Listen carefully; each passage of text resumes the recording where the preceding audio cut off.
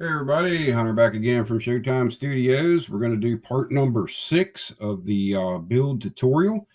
And this time around, we're going to be working on the wheel and tire assembly. And I'm not going to do all 4 of them. I'm going to do one on camera for you. It's all of them are basically the same, whether they're front or rear or whatever. The only thing that really changes if you have a directional tread on your tires. And in the case of this kit, it does have directional tread. This is the Gatorback style, and I don't know if we can get a shot of the tread there. Yep, there's the tread pattern, and you can see the V's in it. So the V part of it, you want to go forward toward the front of the car. So this would be one of the rear tires, and this would actually be the right rear. So we have to remember when we're doing the next rear that it has to be the left side. So this one's already assembled. I painted the inside wheel semi-gloss black from Tamiya. I did that out of the airbrush, but if you're just starting out, you could do it out of a spray can, or you could paint this aluminum, whichever color you want, on the inside of the wheel. This is a two-piece assembly that goes together. The outside rim is the kit chrome. The way that it came in the kit from AMT. And I was hoping I'd get it to zoom there. There we go. That is the kit chrome. And the only thing that I've done to that is I actually sprayed a coat of semi-gloss Tamiya Clear, which is TS79, out of the can over top of that. And then you can see the detail around the lug nuts there. That is Tamiya panel liner, the panel accent color in black. I went around those, just a little drop in them, and it gives you a little bit of detail back in those lug nut holes. So that's what a finished assembly looks like. And also the tread is sanded on this. So I've got everything cut out laying right here. And then these 3 pieces here are the retainers that actually go inside of the wheels that'll mount to the spindles and to the rear end. And then, of course, we have the other 3 tires here. And what we're going to do is go ahead and put together the left rear tire. And we'll start out by how I prep the tires. Like I say, there's always going to be somewhat of a mold line, usually around the center of the tire. These are rubber, they're soft rubber tires. And, you want to take that out. Now, there is some people out there that argue that, realism, that a brand new tire does have a seam in it. Yes, that is true. I was in that business for about 13 years between being a tire change, starting out as a tire changer and being a mechanic. I know all about, tire seams and stuff like that. They are very small. They would not really show up on a model tire when you scale it down to 1/24th, 1/25th scale. So what I do with these is I'll take one of my sanding sticks. In this case, it's going to be the blue one. And I just basically go back and forth with the sanding stick as I'm spinning the tire, rotating the tire here in my fingers. And you don't want to do one spot, just kind of go like this in one spot because you'll sand a flat spot into it. You don't want to do that. The only thing you're doing is actually sanding the tread to make them look a little bit more realistic, and also getting rid of the mold line through the center of them. So you just want to keep rotating the sanding stick back and forth. Try not to get a flat spot in anything. Very easy thing to do. Really makes a difference in a finished model. And as we go along, when we get up toward the end of getting everything assembled, I'll show you a couple more tricks that I do to the tires to make them look a little bit more realistic, even if they're on a clean street rod like this. And as I've been working on this model, I'm kind of leaning more toward just having a more of a budget, I guess you could say, street rod, and not a high-end street rod. So we're going to be painting something semi-gloss black on a high-end street rod would probably be polished or something like that. So we're going to keep this as simple as we can. So I've got that sanded all down all the way around, and it got rid of the seam. Everything looks pretty good there. Next thing is a wider brush. You can pick these up at Michael's or Hobby Lobby or anything like that. This is actually a cheap brush set. And what I use this for is to go in and get all the sanding residue out of the tread, which keeping the tread cleaned out makes a big difference in the realism. It really shows up the detail of the tread. I've seen some of these sitting on the show tables before where the tires are sanded, but people didn't go back and clean the treads out. So it kind of didn't quite look right. But this is just something you don't have to do this. Sanding the treads, you should take the mold line out, but you don't have to sand the treads if you don't really want to. But in this case, with the mold line through the center, you're actually doing two things at one time. And sometimes you'll have to look at it and study the tire a little bit. You may have to go back over a spot or whatever to get the mold line out. Some mold lines are real easy to get out. Other ones are a little bit more difficult. But each time you go back over it, make sure you hit it with the brush again. Brush the tread out real good. And we'll hold this up here. There we go. And you can see what that looks like. Pretty clean. So that's basically all there is to prepping the tires. The front tires would be the same procedure. Nothing changes there. So now we're going to move on to, this is the actual inner wheel.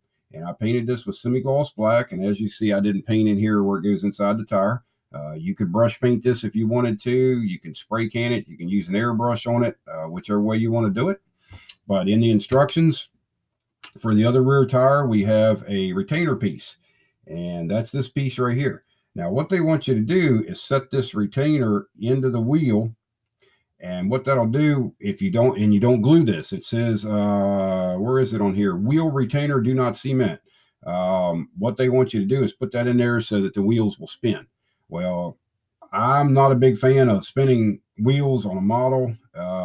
Being a static model, I want mine to stay put. So you have the option. If you don't want this to spin, very simple procedure. We're just going to pop it back out of there now because we don't want it to spin. I'm going to take a little bit of the Tamiya Extra Thin, and there's a lip inside of this wheel. I'm just going to drop a little bit in there, and then I'm going to drop the retainer down in it, and then I will take the side of the number 11 blade and just seat that all the way down to make sure that it's even and doesn't sit in there, at an angle or whatever, because that will throw off the camber and the toe of the wheels and tires. And I'll show you some tricks on doing that as we get up to final assembly on how to make sure you've got everything straight and looking good. So now we've got the retainer glued in. Now, like I say, if you wanted these to roll, you just would not put any glue on that surface. If you don't want them to roll, just put a little bit of glue on there, pop it in, and you're ready to go. So the next step is the outer wheel. And like I say, this is the kit chrome with Tamiya TS79 semi-gloss clear sprayed over top of it. It kills the sheen a little bit. I have not done the black wash in the lug nuts on this one yet. So what we're going to do is there's a retainer. And they actually, they show it in the instructions. You'll see a pin sticking out of the back of the outside part of the wheel. And then that line goes through and there's a hole on the inside wheel. So you have to make sure you have those, in the right index the right way, because if not, the wheels will not set together properly the way they're supposed to. And as soon as I get it to line up here where it's supposed to go, there we go. And sometimes you got to check this stuff and make sure that everything seats together. In the case of this one, I can see now that we do have something that is bumping it out, and I see what it is. Right around where they have that hole, there's a little bit of a raised plastic around that hole, and it's not allowing the wheels to set together all the way like they should. So I just come in with the hobby knife, and actually there's another little spot right over here. And it doesn't matter if you kind of take the paint off in this process, because this part of the wheel you don't see. This is actually behind the spider of the outer wheel. Now, I didn't have this on the first wheel that I put together, the assembled one that's over here, but this one here is pretty rough, actually. A lot of areas in this one. But just simple, dry fitting, just like we did when we was working on the engine. Find that pin again, and we'll check it and see if it goes together a little bit better this time around. As soon as I get it lined up here again.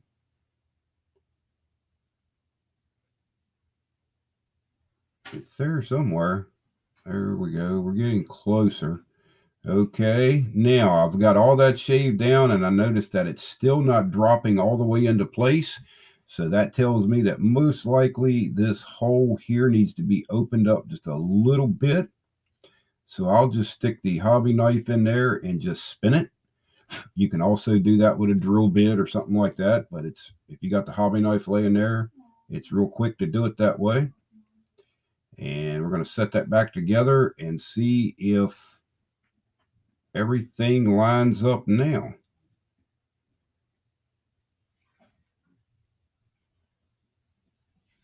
Oh yeah, much better. Yeah, that looks a whole lot better. So now that we have all that dry fitted and it's ready to go, you will take and get your tire and index it the right way. I have the inside wheel in my left hand, and I need this to be the left rear. So I want to make sure that the tread is spinning toward me for the left side of the car. I'm going to slide actually, let me change that a little bit before I lead you in the wrong direction here. We are going to be using the Tamiya, the little bit thicker cement. And what I want to do with that is come in. There's a lip around the inside of this inside part of the wheel. We're going to put a bead of the Tamiya cement all the way around that. And you don't want to slop a lot of glue on these areas like this because you don't want to make a mess and take a chance of it getting out onto the outside surface of the wheel. So take your time and make sure that you get it, get enough glue on it, but not too much.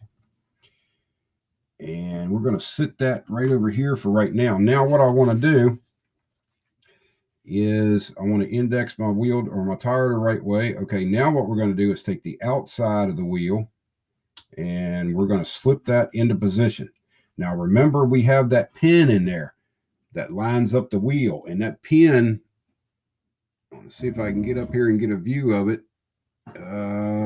There's a pin on the inside of that spotter. It's actually right here. So now we're going to pick up the inside wheel, locate your hole, and I've got it at 12 o'clock, and I'm taking the inside in at 12 o'clock, and then you will press those two together and check and make sure that everything's sitting down like it should, and the rim is seated, nice inside of the tire and even all the way around. And there we go. And that's all there is to it. We'll hold it up here and let you get a view of it assembled.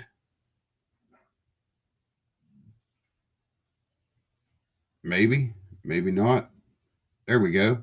That's the assembled assembly. And then that's the inside. And you can see the white retainer in there. You won't see that when everything glues together, so that you don't have to worry about painting that. You can if you want to. But as far as the wheels and tires, that's pretty much all there is to it. Like I say, we went ahead and did the rear ones, but the front ones are the same thing. So same steps, nothing really changes. Just pay attention if you have directional tires that you have the tread going the right way.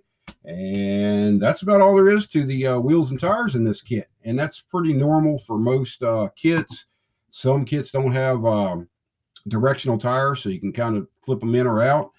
Some kits have tires that have raised lettering on one side and not the other. If you want the raised lettering, you put it on the outside. If you don't want it, you just put it on the inside so you can't see it. So other than that, that's about all the pointers and tips that I really have for this particular style setup as of wheels and tires. So next we'll be moving on to the starting on the chassis. That'll be the next stage that we get into. So stay tuned for that one. And like always, I thank you for watching, and we'll talk to you later. Bye-bye.